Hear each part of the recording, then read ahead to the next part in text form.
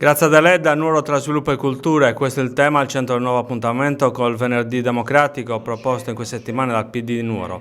Lo spunto per la discussione di ieri è stata la figura di Grazia Deledda, premio Nobel per la letteratura, che quest'anno vedrà importanti ricorrenze che la riguardano. Il 90° anniversario della morte e l'80° dell'assegnazione del prestigioso riconoscimento alla scrittrice nuorese. Appuntamenti che sia il Comune di Nuoro che la Regione si apprestano a celebrare degnamente per ricordare alle nuove generazioni quanto seppe fare Grazia Deledda come donna e come scrittrice. Meriti che spesso in passato le sono stati attribuiti fuori da Nuoro e dalla Sardegna, a conferma del detto latino Nemo profeta in patria.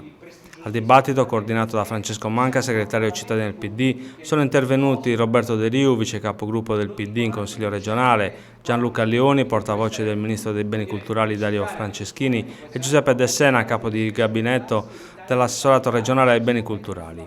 Tra il pubblico anche Giuseppe Pirisi, recentemente designato alla presidenza dell'ISRE, l'Istituto Superiore Regionale Etnografico. Nel suo intervento Gianluca Leoni ha sottolineato il cambiamento di passo imposto dal Premier Renzi e dal Ministro Franceschini ad un Ministero, quello dei beni culturali, che ora viene considerato strategico nelle politiche governative, non solo sul piano della crescita culturale dei cittadini, ma anche sotto il profilo dello sviluppo economico e delle opportunità occupazionali per giovani qualificati.